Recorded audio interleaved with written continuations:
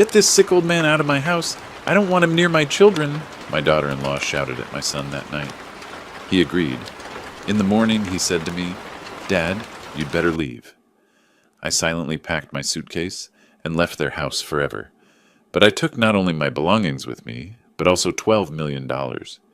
Before we continue, please subscribe to the channel and write in the comments what time it is where you are now. The diagnosis folder sat on the passenger seat, manila and mundane, like it held car insurance paperwork instead of a ticking clock. I kept one hand on the steering wheel, the other drumming against my thigh as I merged onto the crosstown. Moderate heart failure. The doctor's words played on repeat. 15 to 20 years with proper management. Not a death sentence. A manageable condition. I'd expected worse, honestly. 63 years of stakes and stress. Building a business from nothing. Selling it 5 years back. I should have been grateful.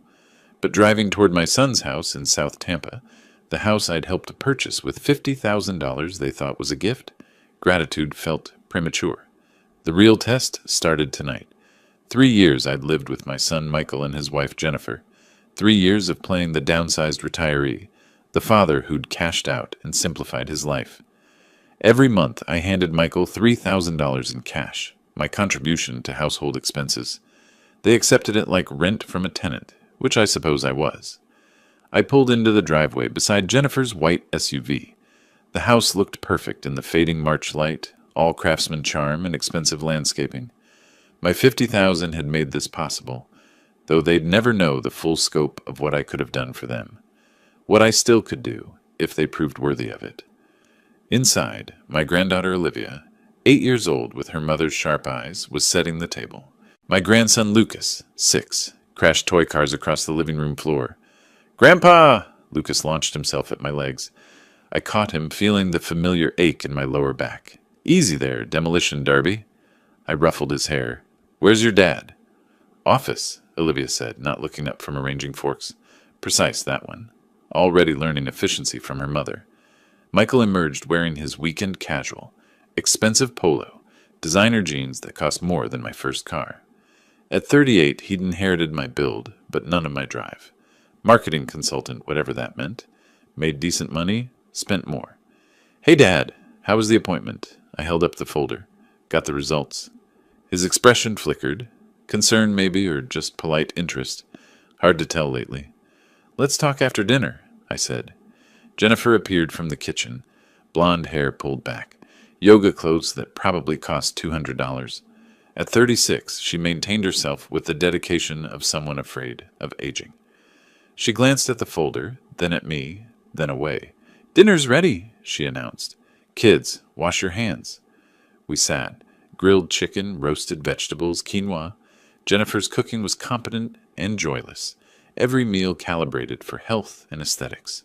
"So," Michael said, cutting his chicken into identical pieces. "The doctor?" I'd rehearsed this. Calm delivery, watch their faces, measure their reactions. Heart failure, moderate stage. I let that land, observed. Sounds frightening, but it's manageable with medication and lifestyle changes. The cardiologist was actually optimistic. 15 to 20 years with proper care. Jennifer's fork paused halfway to her mouth. "That's concerning, Silas. You'll need to be careful."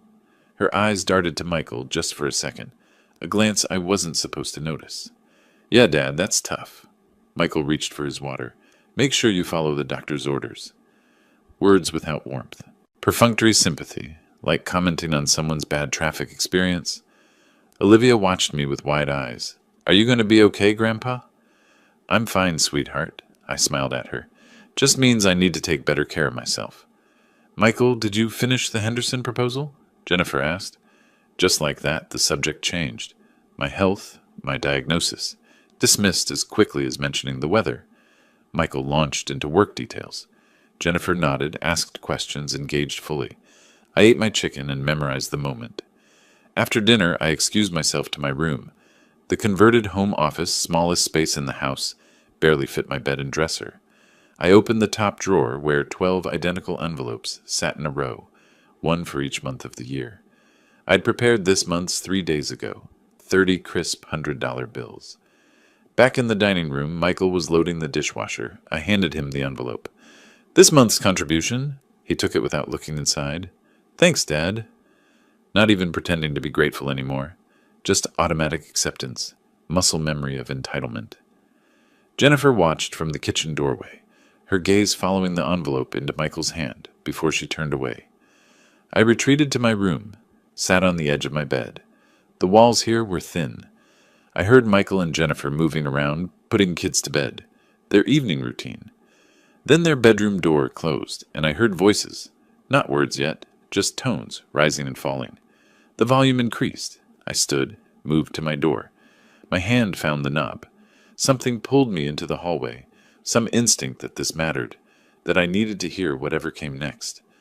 I opened my door quietly, stepped into the dim corridor. Down the hall, yellow light leaked under their bedroom door. The voices grew sharper, more distinct. Michael's murmur, defensive and weak. Then Jennifer's voice, cutting clean through the walls. "We need to talk about your father." I stood frozen, hand still gripping my doorknob. The words hung in the air like a blade poised above my neck. "Because I'm done, Michael. I'm completely done."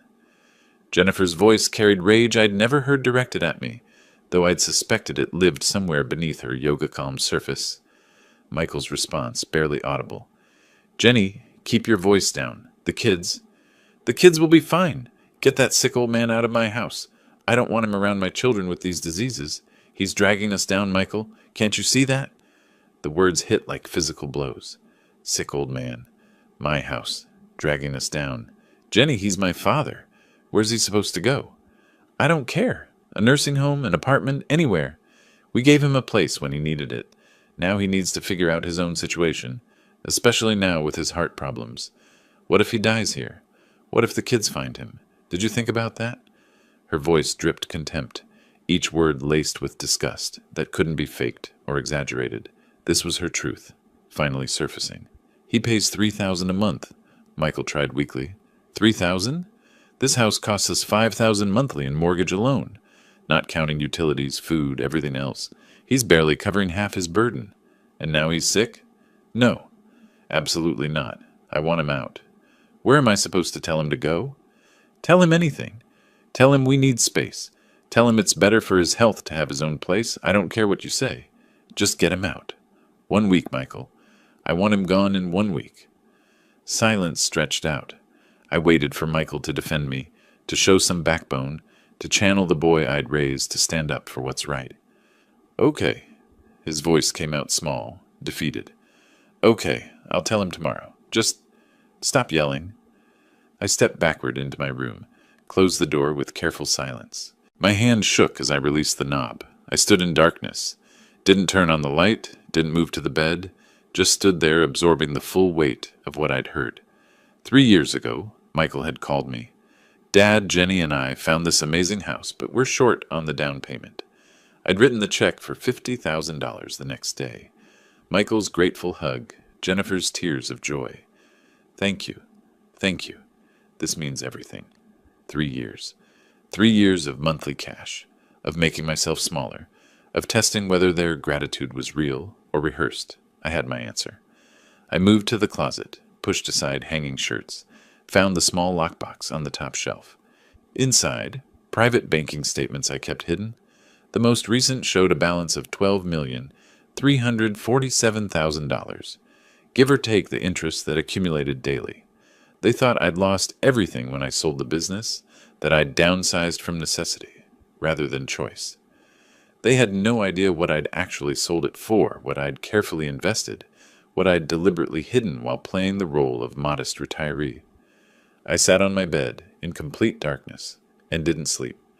Memories flooded in, paying for Michael's college, $180,000 over 4 years. The investment property I'd helped him buy in his 20s, then helped him sell when he mismanaged it. The car, the wedding, the endless assists and bailouts, and supports that apparently built nothing but expectation. When light finally crept under my door, I'd processed the betrayal into something harder, clearer, more useful. I heard movement in the kitchen, breakfast sounds. I dressed, splashed water on my face, emerged to find Michael making coffee with exaggerated concentration. "Morning, Dad." He didn't meet my eyes. Morning. We stood in uncomfortable silence. Jennifer swept through, grabbed her phone, disappeared again. The kids were still asleep. Michael cleared his throat. Dad, I've been thinking. Maybe it would be better, for everyone, if you found your own place, your own space. For your health, really. Less stress, more independence.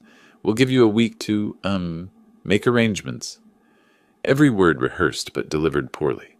He stared at his coffee mug like it held answers. I looked at my son. Really looked at him. Saw clearly what he'd become. A man shaped by the path of least resistance. Married to a woman who'd consumed whatever backbone he might have possessed. I understand completely, Michael. My voice came out cold, controlled. I'll begin making arrangements today. Something in my tone made him glance up sharply. Maybe he'd expected protest, guilt, pleading. Instead, he got acceptance that should have terrified him more than anger. I walked to my room, pulled my suitcase from the closet, and began folding clothes. Each movement deliberate, methodical. Through the thin walls, I heard Jennifer's voice, bright with relief. He's actually packing? I continued folding. Shirts, pants, everything I'd need. Around me, boxes I'd never fully unpacked in 3 years. I'd always known this arrangement might be temporary. I just needed to know why it would end. Midday, I paused, sat among half-packed boxes, holding a framed photo from Michael's college graduation. The ceremony I'd paid for, the degree I'd funded, the pride I'd felt watching him walk across that stage. I set it face down in a box. My phone sat on the nightstand. I picked it up, opened the private banking app. The balance stared back at me, $7,000. I opened my real estate search app, typed carefully. Tampa luxury homes, 500,000 plus. The screen filled with properties, waterfront estates, modern mansions, renovated historical gems. I scrolled through them, each listing more impressive than this house I'd helped them buy. For the first time since last night, a small, cold smile crossed my face. They wanted the sick old man out of their house. They had no idea what house the old man could afford. I set the phone down and opened my laptop instead. Better screen for serious searching. The banking portal loaded, and there it was, $12,347,612. The number I'd been watching grow for 5 years while pretending to be broke. 5 years ago, I'd sold Walker Commercial Properties for $8 million. Not a fortune by some standards, but more than respectable for a business I'd built from a single rental duplex in the 90s. The buyer, a Texas investment group, wanted my 23 properties scattered across Tampa and Clearwater. I'd taken the check, paid the taxes, and invested what remained with the careful attention I'd always given money. Bonds, index funds, some tech stocks before they exploded. Nothing fancy, just steady growth, while I played the role of modest retiree. The test had started 3 years ago. I'd owned a 4-bedroom house in Carrollwood, paid off, worth maybe $400,000. Michael called one Sunday, voice tight with stress. Dad, Jenny, and I found this amazing house in South Tampa, but we're $20,000 short on the down payment. I'd written a check for $50,000 the next day, told him it was everything I could spare from selling the business. Let him see me downsize from Carrollwood to a small condo, then eventually suggest I move in with them to save money. Every month since, I'd handed him $3,000 in cash. Every month, I'd watched them accept it as their due, watched gratitude calcify into expectation, watched love get confused with financial utility. The test was complete. Results were clear. I pulled up real estate listings. West Shore caught my attention first. Luxury condos and modern houses near the water, close to International Plaza. Palmacea looked promising too. Old money neighborhood with tree-lined streets. Hyde Park had charm, but felt too close to their world. I bookmarked 7 properties. 5 in West Shore, 2 in Palmacea. Price range, $500,000 to $600,000. All single-family homes, all with actual yards and privacy. My phone sat beside the laptop. I picked it up, found the number I wanted. Morrison Realty, this is Diane speaking. I'm interested in viewing properties in the West Shore area. I kept my voice steady, professional. My budget is up to $600,000, and I'm prepared to make an all-cash offer. Her pause lasted 2 seconds. Cash? That's wonderful, Mr. Walker, Silas Walker. Mr. Walker. Her tone shifted, became focused. When would you like to schedule viewings? As soon as possible. I'm working within a tight timeline. I can show you several properties tomorrow afternoon. Would 2 o'clock work? Perfect. After she disconnected, I called my private banker. Douglas Chen. We'd worked together for 23 years, since he was a junior advisor and I was buying my third rental property. Silas! His voice carried genuine warmth. Been a while. What can I do for you? I'll need approximately $600,000 transferred to my checking account by next Friday. No problem. Selling some bonds? Which account should I pull from? Split it between the municipal bonds and the S&P index fund. Whatever makes sense tax-wise. Easy enough. Buying something interesting. A house. Fresh start. He didn't ask why, didn't pry. That's why I'd stayed with him all these years. The next 2 days, I drove. Michael left for work at 7:30. Jennifer took the kids to school at 8. I had the mornings to myself, cruising through West Shore and Palmasea, observing houses, imagining different lives. Some neighborhoods felt too sterile, all new construction and zero personality. Others had character but maintenance issues I didn't want at 63. I'd done enough property management to spot problems from the curb. Wednesday afternoon, I met Diane Morrison at a coffee shop near Hyde Park Village. She was 50-something, efficient haircut, practical shoes, portfolio already assembled. I've selected 8 properties matching your criteria. She spread photos across the table. All in West Shore except one in Palmatea. That one's slightly over budget, but worth seeing. I studied the listings. One caught my attention immediately. Modern design, white stone and glass. Gated driveway, landscape but not fussy. Listed at $580,000. This one, I tapped the photo. When can we see it? Tomorrow at 3. The sellers are motivated. They've already relocated to Atlanta. Property's been vacant 2 weeks. Motivated sellers. Cash buyer. This could move fast. That evening, back in my small room, I drafted the note I'd leave when moving day came. Tried different versions, different tones. Thank you for opening your home to me. I found new housing. Best wishes. Too formal. I'll be out by noon tomorrow. Thanks for everything. Too casual.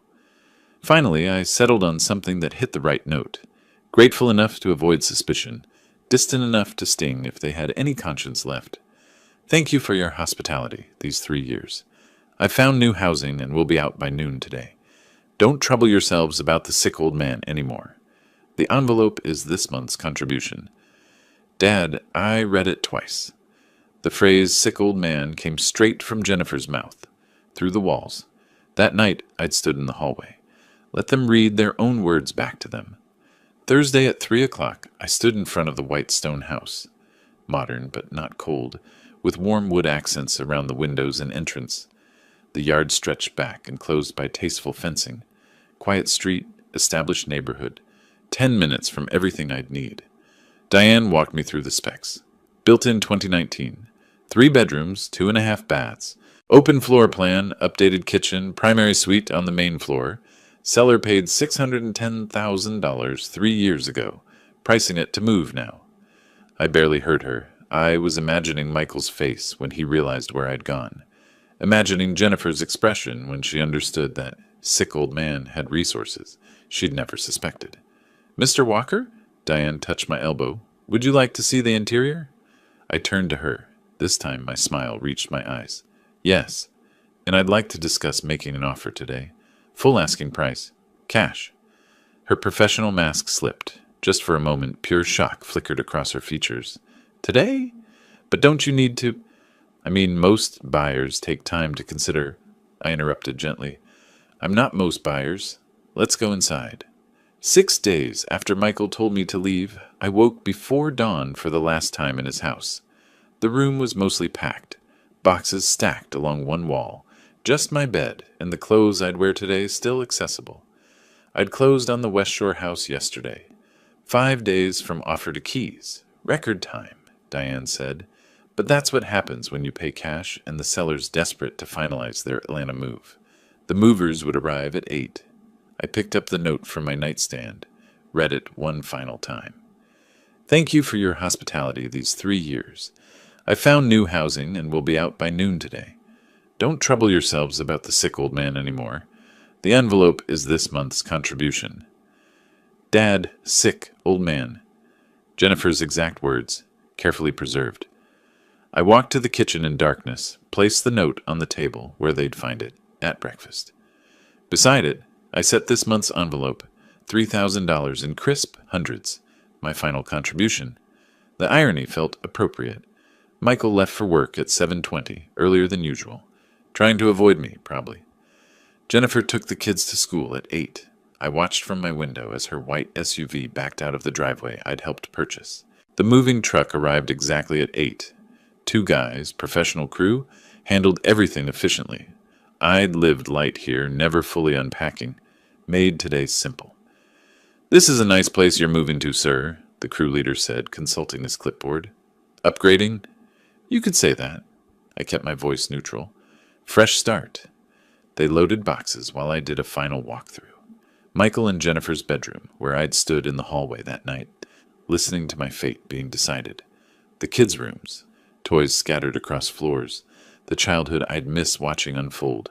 The dining room where I'd revealed my diagnosis to faces that couldn't hide their inconvenience. I felt nothing. No sentimentality. No regret. Just quiet satisfaction that the test was complete, and I had my answer.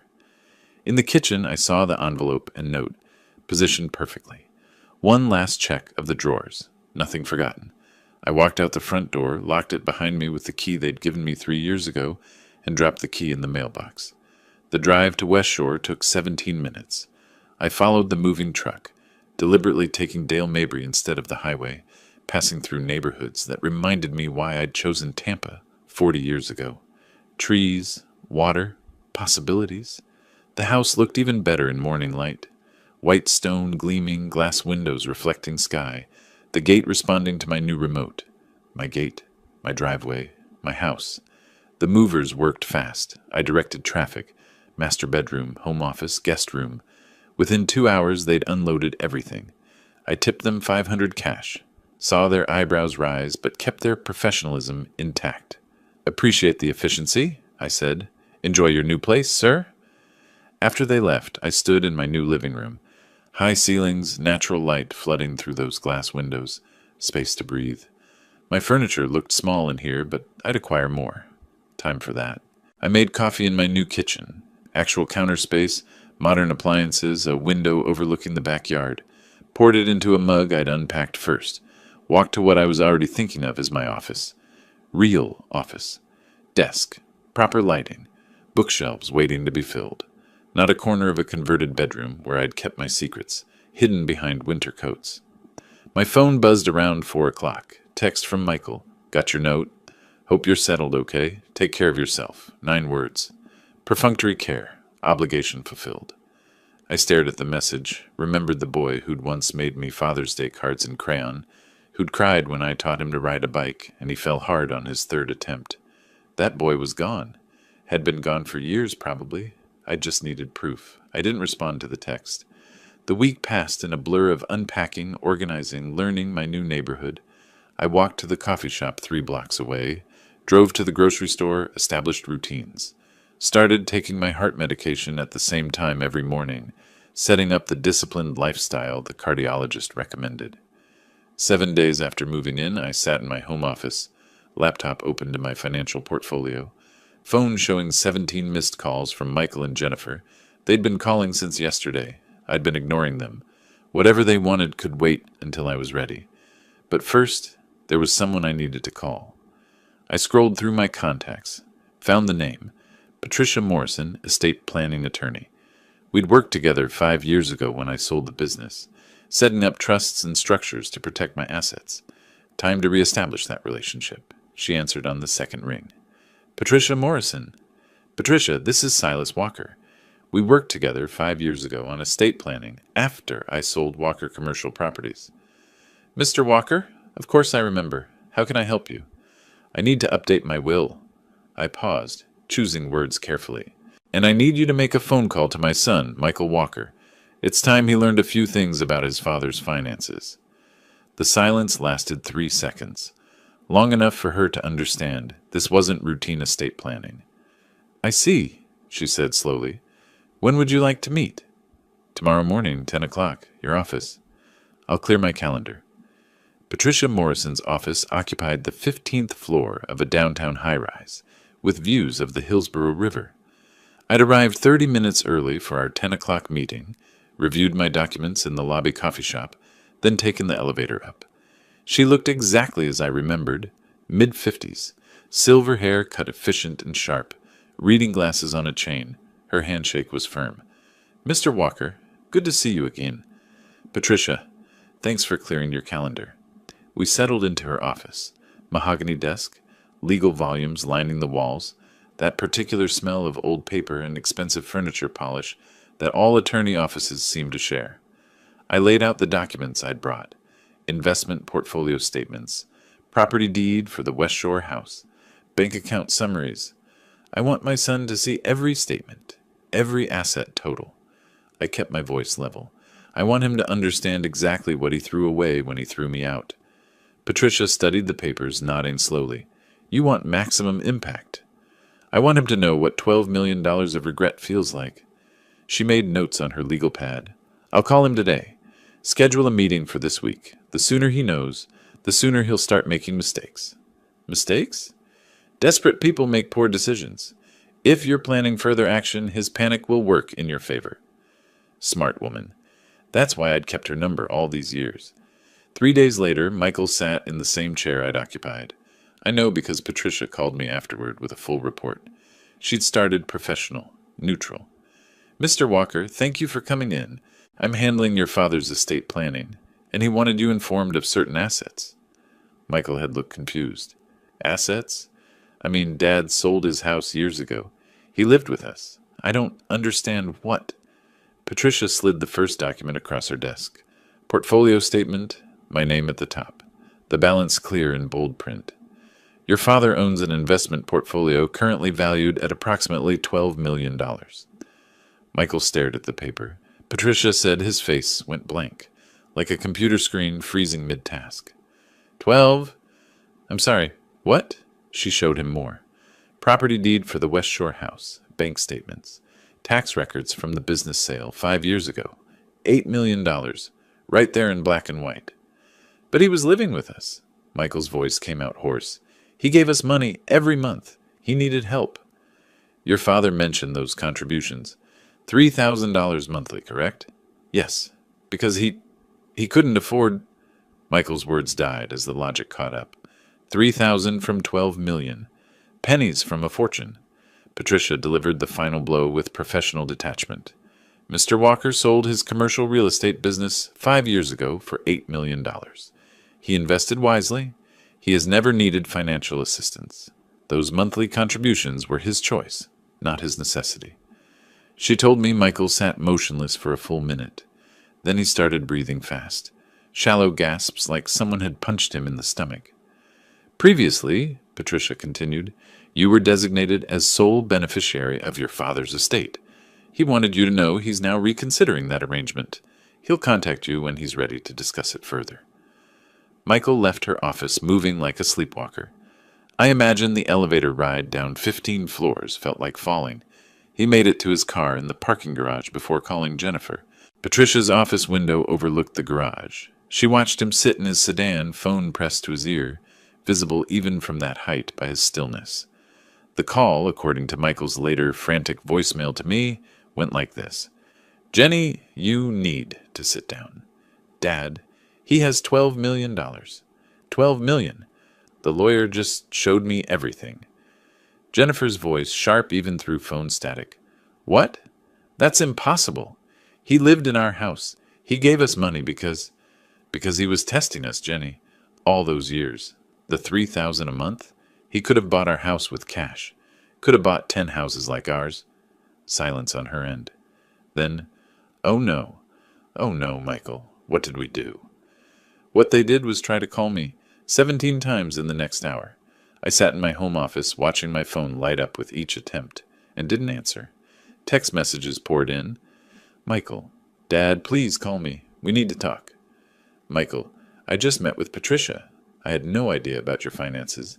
Please let me explain. Jennifer, Silas, the kids miss you. Please come for dinner. We can work this out. Michael, Dad, I'm sorry. For everything, please just talk to me. I deleted each one without responding. That evening, I poured myself a bourbon. Doctor approved 1 glass daily and sat on my back patio. The April air carried jasmine from somewhere, warm and pleasant. My house, my yard, my peace. 3 days passed. My phone showed 42 missed calls. I'd changed my number, but kept the old phone active just to monitor their desperation. They found me on the 4th day. I was reading in my living room when I saw Jennifer's white SUV crawl past my house, then circle back, then stop across the street. Through my window, I watched them sit in their car, staring at my property. The modern white stone they'd never imagined I could afford. The gated driveway they couldn't access without the code. The manicured lawn and professional landscaping that spoke of money they'd assumed I didn't have. Michael emerged first, then Jennifer. They stood on the sidewalk, looking at the house like it was a mirage. I buttoned my shirt collar, checked my reflection in the hallway mirror. I looked rested, healthy, years younger than I'd appeared during those 3 years of living under their contempt and careful rationing of dignity. The doorbell rang. I let them wait 30 seconds, then walked to my front door and opened it. They stood at my gate. Michael's face was hollow. Jennifer had clearly been crying, or wanted me to think she had. "Hi, Dad." Michael's voice cracked. I said nothing. Just looked at them. Jennifer stepped forward. "Silas, please. We've been so worried. The children ask about you constantly. That night when things were said, I was stressed. I said things I didn't mean. You know I love you." "I know exactly what you meant." My voice came out flat, emotionless. I heard every word. Her face paled. "You heard?" "Get that sick old man out of my house," I quoted precisely. "I don't want him near my children. He's dragging us down." "Those were your exact words, Jennifer." Michael held up his hands. "Dad, can we just talk? Inside? Like family?" "Family." I let the word hang there. "You gave me a week to leave my family. I took 3 days. Efficient, like always." Jennifer's tears dried up fast when she realized they weren't working. Her voice shifted, became sharp. "Fine. We made mistakes. We're human. But you lied to us, Silas. Pretended you were broke. Took our money. I gave you money." The correction came out cold. $3,000 monthly. "You think I needed your roof over my head?" "I was testing you. Wanted to see if you loved your father or just his wallet. Congratulations. You failed." "That's not fair." Michael stepped closer to the gate.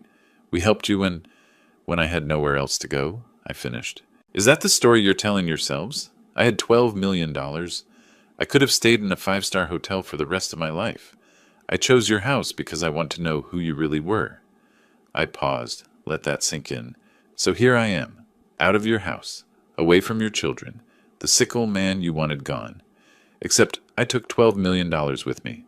Funny how that works." Jennifer reached for my arm through the gate bars. I stepped back. "Don't touch me." The small movement carried more weight than words. No more presumed intimacy. No more access to my space, my life, my dignity. "The kids," Jennifer tried. "The kids are innocent," I cut her off, "which is why this is between us and them. When they're old enough to understand, I'll explain why their grandfather stopped visiting. Until then, you're welcome to tell them whatever story makes you comfortable." Michael's voice dropped to pleading. "Dad, whatever Patricia told you about us, she told me nothing about you. I lived in your house for 3 years. I saw who you really are. That's enough." I turned and walked toward my front door. "Dad, wait," Michael called. I didn't. The door closed behind me with a solid final sound. Through the window, I watched them stand at my gate for another 5 minutes. Jennifer gestured angrily. Michael slumped. Eventually, they returned to their car and drove away. I poured another bourbon. My hands were steady. 2 days later, Jennifer sat in a different attorney's office across town. This lawyer, Martin Fletcher, a family practice specialist, listened to her story with practiced patience. "So you want to know if you can contest his will?" Fletcher scrolled through notes on his tablet. "He's making decisions out of spite. My husband is his son. He has rights to that estate." Fletcher set down his tablet. "Ma'am, in Florida, a competent adult can distribute their estate however they choose. Unless you can prove mental incompetence or undue influence, which clearly doesn't apply here, You have no grounds for challenge. But Michael is family. Blood. That should count for something. Legally, it doesn't. Morally, maybe. But morality doesn't win in probate court. Is your father-in-law of sound mind? Jennifer hesitated. He's very sharp, actually. Just bought a house. Handled all the paperwork himself. Then you're out of options, at least while he's alive. Jennifer's face went rigid. What's that supposed to mean? I mean, he controls his assets while living. You can't force him to include you in his will. You can't claim elder abuse or exploitation. He moved out voluntarily, maintained his independence, clearly made his own decisions. Fletcher closed his tablet. My advice? Try to reconcile personally. But legally, you have no leverage. The consultation cost $300. Jennifer left with less hope than she'd arrived with. At home, she and Michael spent hours researching online. Florida filial responsibility laws, none existed. Elder financial abuse statutes required proof of coercion, which they didn't have. Inheritance rights, children had none unless specified in the will. Every door was locked. We're living paycheck to paycheck, Jennifer said one night, staring at their bank account on her laptop. $25,000 in savings. Our mortgage is $4,200 a month. If something happens, if either of us loses our jobs... We won't, Michael said, but his voice held no conviction. He could have helped us. All these years. Instead, he watched us struggle while sitting on millions. He gave us $50,000 for the down payment. Jennifer's head snapped up. That wasn't a gift. He said it was a loan. Made you sign paperwork, remember? Michael's face went pale. That was just... He said it was for tax purposes. I signed it, but he never expected me to pay it back. Are you sure about that? They stared at each other as the implications settled in. A week after their failed gate confrontation, I returned to Patricia Morrison's office. She slid a document across her desk, yellowed slightly with age, 3 years old, Michael's signature bold and clear at the bottom. Promissory note for $150,000. Principal amount, Patricia read, 5% annual interest, 5-year term.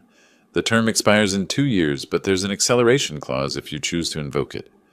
I picked up the document, studied the date. Exactly 3 years ago, the day I moved into Michael's house. The $50,000 for their down payment. Another $100,000 for renovations they'd wanted. New kitchen, master bathroom upgrade, landscaping.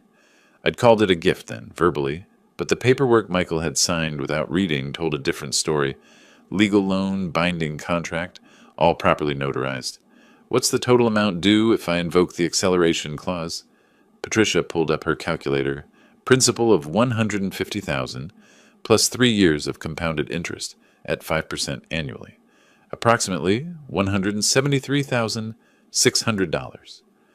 I'd protected myself even then, 3 years ago, knowing this day might come. Some part of me had suspected who Michael really was, had planned for this moment of reckoning. I want to invoke the clause. Patricia nodded. That makes the full balance due in 90 days. I'll draft the demand letter. She paused, fingers hovering over her keyboard. They won't be able to pay it, you know. Not that amount on short notice. I know. I met her eyes. That's the point. Patricia began typing. The keyboard clicks sounded like a countdown timer on Michael and Jennifer's comfortable life.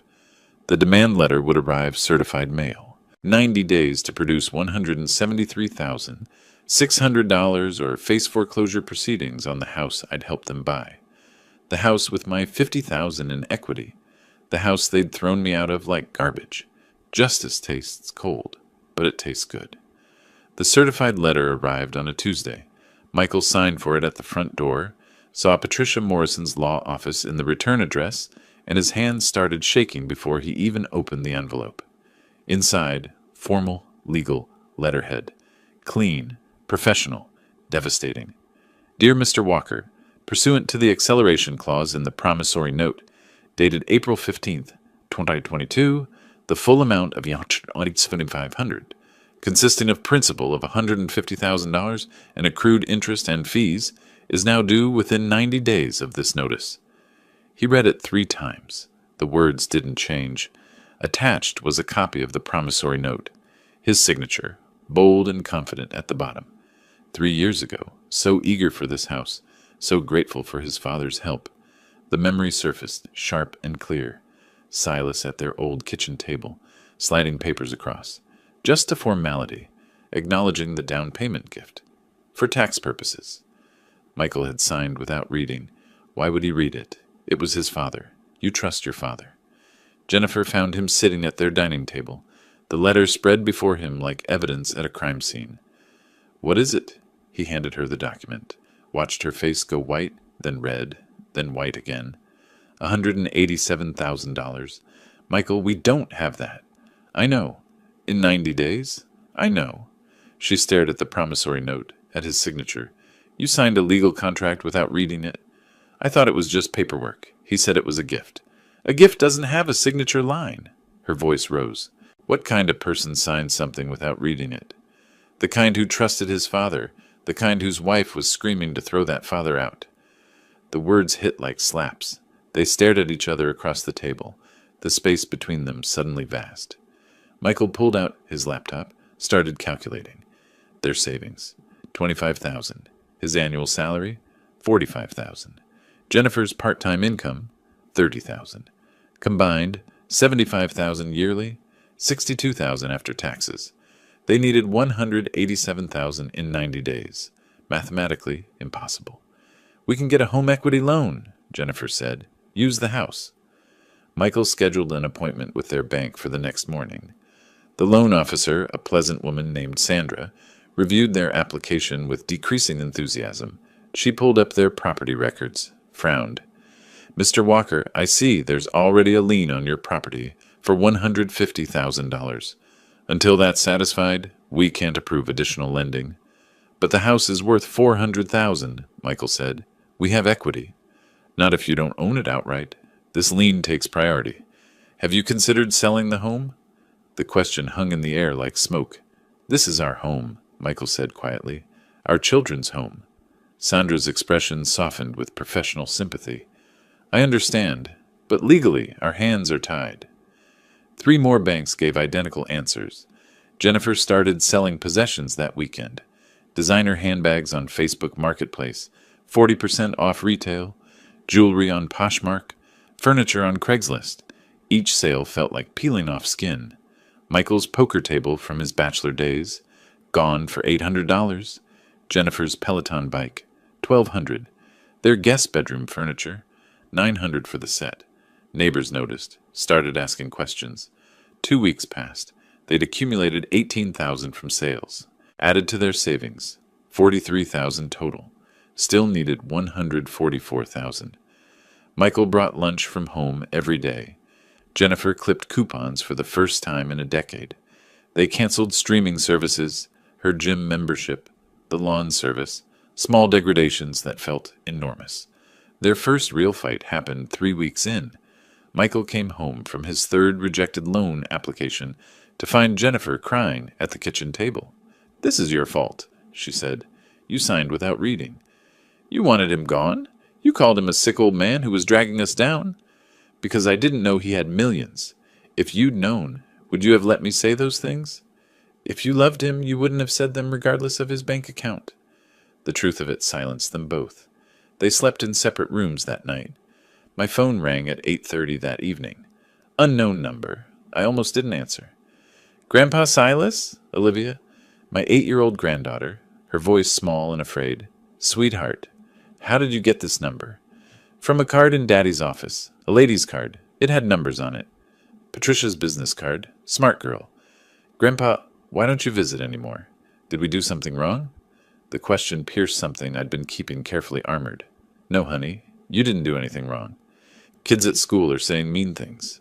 About Mommy and Daddy? I don't understand what happened. I closed my eyes. Collateral damage. The phrase Patricia had used. Olivia, sometimes grown-ups make mistakes. Your parents and I are working through some things. It's not your fault, and it's not your brother's fault, okay? Okay. She didn't sound convinced. I miss you, Grandpa. I miss you too, sweetheart. After she hung up, I sat in my office for 20 minutes, staring at nothing. Then I called Patricia. I got a call from Olivia tonight. The children are the hard part, she said quietly. They always are. Am I going too far? Patricia was silent for a moment. Your son threw you out when you were sick. He chose his wife's cruelty over your dignity. The children are suffering, yes, but their parents created this situation. You're teaching a lesson that needs teaching. They're at in 6, and they'll recover. Children are resilient. But if you stop now, if you let Michael and Jennifer off without real consequences, what lesson does that teach? That cruelty has no cost? That family means nothing? I knew she was right. Didn't make it easier. The grandchildren aren't permanently cut off, I said, more to myself than to her. This isn't forever, just until their parents understand what they did? Exactly. You're establishing boundaries, not abandoning family. 6 weeks into the 90-day deadline, Michael and Jennifer had scraped together $47,000. They'd sold everything valuable they owned, maxed out credit cards, borrowed $15,000 from Jennifer's parents. It wasn't even a quarter of what they owed. Jennifer scrolled through her Instagram. She'd lost 3,000 followers in 2 weeks. Her last post, a carefully filtered photo of flowers with a vague caption about appreciating simple things, had gotten 17 likes. Her phone buzzed. Text from Melissa, her former book club friend. Just heard the story about your father-in-law. Is it true he's a millionaire and you kicked him out? Jennifer didn't respond. Across town, I received my own text from Patricia. The story is circulating. Your instructions were followed precisely. I typed back, good. Let them feel what public judgment looks like. Then I added, begin phase 3. Patricia responded with a single word, understood. The social pressure campaign was about to begin in earnest. The story spread like fire through dry grass. It started at a charity luncheon in Hyde Park. Someone in Patricia's network, carefully instructed, mentioned it casually. How Jennifer Walker had kicked out her sick, 70-something father-in-law. How he turned out to be worth $12 million. How they'd taken his money for years, then thrown him out when he became inconvenient. The story had everything, cruelty, irony, poetic justice. By the end of lunch, 20 women knew. By the end of the week, everyone in South Tampa's social circle had heard some version. Jennifer's Instagram hemorrhaged followers. 15,000 down to 8,500 in 10 days. Comments on her old posts turned vicious. How's your father-in-law doing? Karma is real. Some people don't deserve nice things. She posted a vague apology. We're going through difficult family matters. Please respect our privacy during this time. It made everything worse. Someone screenshotted it, posted to a local mom group with the caption, now she cares about family. The school pickup line became torture. Other mothers stared, whispered. One, Karen Martinez, who'd been friendly for years, approached Jennifer directly. Is it true you threw out your husband's father when he was sick? Jennifer's face burned. It's complicated. Family situations are private. Not anymore, apparently. Karen walked away. Olivia came home crying that afternoon. Sophie's mom says we can't have playdates anymore. Why, Mommy? Jennifer had no answer. Michael's workplace turned hostile in subtle ways. A colleague mentioned seeing Jennifer's blog posts about downsizing, connected dots with office gossip. Word spread. His manager called him in. Professional, concerned, devastating. Michael, we've noticed some performance issues. Late submissions, missed meetings. Your personal life is your own, but we need to ensure it's not impacting your work. Michael sat rigid. It won't happen again. This is a formal warning. Documentation for your file. See that it doesn't happen again. First professional consequence, written in permanent ink. He sat in his car in the parking lot for an hour afterward, unable to face going home. 8 weeks into the deadline, they'd assembled $68,000. Still $119,000 short. Bankruptcy stopped being a distant possibility and became a real consideration. Jennifer drafted an apology letter to me on her laptop, deleted it, rewrote it, deleted it again. The words felt hollow, transparent. Sorry about the money, not sorry about the cruelty. She tried a third time. Dear Silas, we made terrible mistakes. Delete. Dear Dad, we can't begin to express. Delete. Michael finally took over the keyboard. They sat together in Jennifer's home office, the converted bedroom I used to sleep in, and he typed while she wept.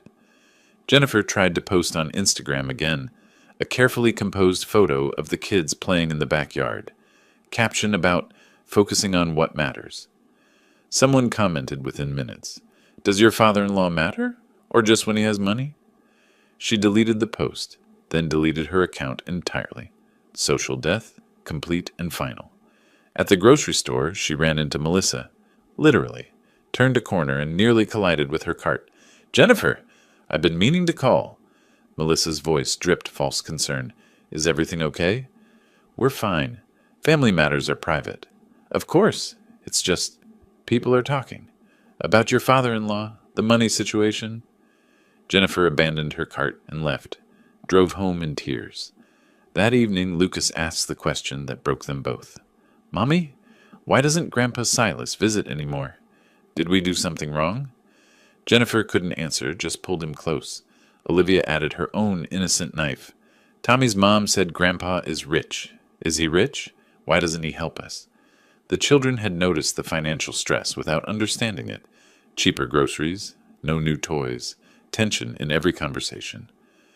Late that night, Michael found Jennifer staring at their bank account on her laptop. "We need to write to him," Michael said. "Really apologize. Not because of the money, because we were wrong. Will he even read it, after what I said? I don't know. But we have to try. We've lost everything else." He meant it literally. Their savings, their reputation, their friends. Even their marriage felt fragile, held together only by shared crisis. They finished the letter at 2 a.m, sent it via email because they didn't have his home address, only Patricia's office contact. The letter admitted everything. The cruelty, the ingratitude, the materialism. Michael's words tried for genuine remorse. Jennifer's postscript was shorter. "I said terrible things about you. I can't take them back. I can only tell you, I understand now what we threw away. Not the money. You. And I'm sorrier than words can express." I read it twice, sitting in my home office, Tampa Bay sunset casting orange light through my windows. The house I'd bought with my own money, the independence I'd reclaimed, the dignity I'd restored. For 3 years I'd played a role. The dependent father, the grateful guest, the burden. I'd wanted to know if they loved me or just my money. Now I knew. But they were broken. Financially, socially, emotionally shattered. The question was, did I finish breaking them, or did I offer one chance at redemption? I picked up my phone, texted Patricia. "Arrange a meeting. Neutral location. Next week." She responded. "Terms?" I typed. "Mine." Then I opened my desk drawer, pulled out a photo of Olivia and Lucas from last Christmas. They deserved better than parents who only loved conditionally. Maybe there was a way to teach that lesson too. I began drafting my terms. Not forgiveness, accountability, justice, not cruelty. I wasn't interested in their destruction. I was interested in their education. The coffee shop overlooked old Tampa Bay, floor-to-ceiling windows catching afternoon light off the water. I'd chosen it deliberately. Neutral ground, public enough to keep emotions controlled, elegant enough to remind them what money could buy. Michael and Jennifer arrived 15 minutes early. I watched from my car as they took a table by the windows, ordered nothing, sat rigid and waiting. When I walked in at exactly 3 o'clock, they barely recognized me. I'd gained back the weight I'd lost living under their roof. My clothes fit properly. Tailored slacks, button-down shirt, expensive but understated. No more grateful guest posture, no more careful movements designed to take up minimal space. I looked successful, healthy, confident. Everything the sick old man wasn't supposed to be. I ordered coffee at the counter, paid, carried it to their table with steady hands. "Dad!" Michael's voice cracked on the single syllable. I sat down, said nothing. Let them feel the silence. Michael started first. "I don't have words that can fix what I've done. You raised me, sacrificed for me, paid for everything I ever needed, and when you got sick, when you actually needed support, I threw you away like you were nothing." He stopped, swallowed hard. "I failed you. I failed as a son. I'm sorry." Simple, direct. No excuses about stress or misunderstandings. Jennifer followed, tears already streaming. "Silas, I said terrible things. I called you. I said you were dragging us down. Wanted you out of my house, away from my children. But you weren't dragging us down. We were. We're selfish, ungrateful people who didn't deserve you." I sipped my coffee, let the silence stretch again. Then I asked the question I'd been planning for weeks. Let me ask you something, and I want complete honesty. Are you apologizing because I'm a millionaire, or because what you did was wrong? The silence felt solid enough to touch. Jennifer broke first, fresh tears cutting tracks down her face. Both. I wish I could say it's only the second, but I'd be lying. Losing the money made us realize what we lost in you. That makes us horrible people, doesn't it? The honesty surprised me. Brutal self-awareness forced by desperation, maybe, but honest nonetheless. I pulled a folder from my bag, laid it on the table. Inside, printouts. The promissory note with Michael's signature, their desperate text messages, screenshots of Jennifer's Instagram collapse. You've collected $90,000 in 10 weeks, I said. Patricia keeps me informed. Sold your jewelry, your furniture, maxed out credit cards, borrowed from Jennifer's parents. Michael nodded, couldn't meet my eyes. You've lived with debt collectors calling, neighbors judging, friends abandoning you. You've experienced a fraction of what you were willing to do to me. Throw me out sick, penniless, alone. Now you know how it feels. We do, Jennifer whispered. We really do. I slid a typed document across the table. These are my terms. Non-negotiable. Take them or face bankruptcy. They leaned forward, reading together. 1. You keep the $90,000 you've collected and pay it to me. Consider it tuition for the lesson you've learned. 2. I forgive the remaining $97,500. The debt ends there. 3. You attend mandatory family therapy, weekly, for at least 6 months. 4. My will stays changed. The bulk of my estate goes to charity and a trust fund for Olivia and Lucas. You receive $100,000 total after my death, not $100,000 each, $100,000 combined. 5. You publicly acknowledge your mistakes to our extended family. No social media, no public spectacle, just honesty with the people who matter. Michael read it twice. And if we refuse, I pursue the full debt through court. You lose the house, declare bankruptcy, start over with nothing. Your choice. 48 hours to decide. Jennifer reached across the table toward my hand. I let her touch it for a moment, then gently withdrew. Boundaries, not cruelty. Can I ask you something? Michael's voice was small. Will you ever forgive us? Really forgive us? I considered this. I'm giving you something you didn't give me. A choice. Accept these terms. Rebuild your lives with what you have left. Learn from this. That's more than you offered me. Before I stood to leave, I asked to see photos of Olivia and Lucas on their phones. They scrambled to show me. Recent pictures, the kids growing, changing, living their lives while I'd been absent. Something tight in my chest loosened slightly. They deserve better than parents who only value money, I said. Think about that. 2 days later, my phone rang. Michael, we accept your terms, all of them. Something released in my chest. Not quite relief, not quite satisfaction. Something quieter. The paperwork will be ready tomorrow. Patricia will handle everything. Silence. Then, Dad, his voice cracked on the word. I know you'll never trust me again. I know I destroyed something I can never rebuild. But thank you for not destroying us completely when you could have.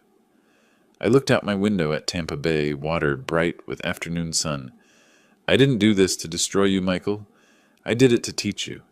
Whether you learn is up to you. I hung up. That evening, Patricia called to confirm they'd signed everything. Debt forgiveness agreement, public apology terms, family therapy commitment. It's done, she said. Justice served. I considered this. Justice served. Now comes the harder part, living with it. But when I walked through my house that night, every room I'd chosen, every piece of furniture I'd selected, every window looking out on my own property, I felt something I hadn't felt in 3 years. I felt at home. The gathering happened at my cousin Rita's house in mid-June, small and deliberate. 15 people, extended family, a few close friends who'd known us for decades. Rita had volunteered her home when I explained what needed to happen. Michael and Jennifer arrived holding hands, united in their humiliation. Rita's living room fell silent when they stood up. Michael spoke first, his voice steady but strained. 3 months ago, my father received a serious medical diagnosis. Instead of supporting him, I asked him to leave our home. My wife said cruel things. I agreed with her. We treated him like a burden when he deserved respect, gratitude, and love. He paused, looked directly at me. We were wrong. Completely, unforgivably wrong. Dad, I'm sorry. I can't undo what I did, but I'm trying to become someone who would never do it again. Jennifer's turn. Her voice shook, but she pushed through. I called Silas a sick old man who was dragging us down. I wanted him away from my children. The truth is, he'd always supported us, helped us financially, and I repaid his generosity with contempt. She wiped her eyes. I've spent these months learning what kind of person I'd become, someone I'm ashamed of. Silas, I'm sorry. You deserved so much better from your family. The room stayed quiet. I stood slowly, felt every eye on me. I accept your apology, I said. I hope you've learned that people aren't valuable because of their bank accounts, and family isn't something you discard when it's inconvenient. Our relationship going forward will be different. There are boundaries now, but there's also possibility, if you continue to show through your actions that you've truly changed. Later, my cousin Rita pulled me aside. They needed this. They'd become insufferable, honestly. The materialism, the status obsession, maybe this will fix them. Maybe, I said. Time will tell. 3 weeks after the apology, I met Olivia and Lucas at a coffee shop near their school. Supervised visit, public location, structured. My terms. They were nervous at first, unsure how to act around me. Then Lucas, my 6-year-old grandson, asked the question that mattered. Grandpa, are we allowed to love you again? The words hit harder than I expected.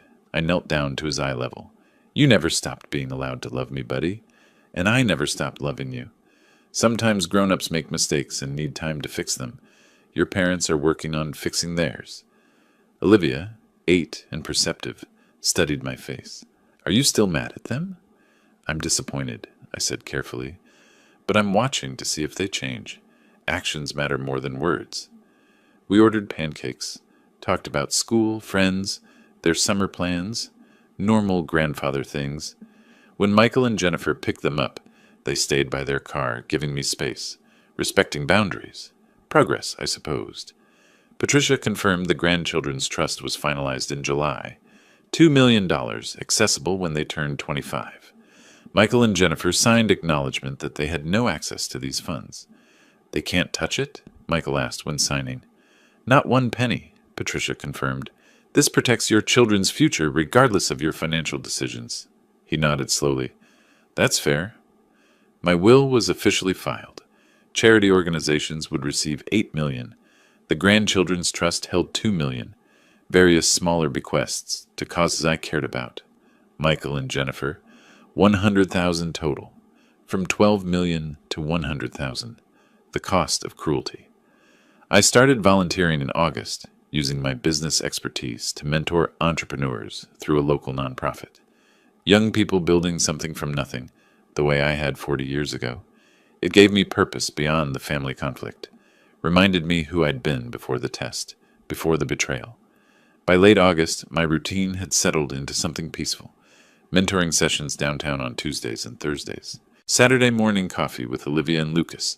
Supervised visits at the same coffee shop, working in my garden, reading on my terrace overlooking the bay. Life was quieter, but fuller. Patricia called one evening in early September. Michael's therapist reached out. She says they're making real progress, working on communication, addressing the materialism that drove their choices. Jennifer deleted all her social media. They're rebuilding. Good, I said, and meant it. Do you regret how hard you were on them? I thought about this carefully. No, justice isn't cruelty. It's consequence meeting action. They wanted the sick old man gone. They got their wish. They also got the lesson that came with it. Now we all get to live with what we've learned. That evening I sat at my desk looking at 2 photographs side by side.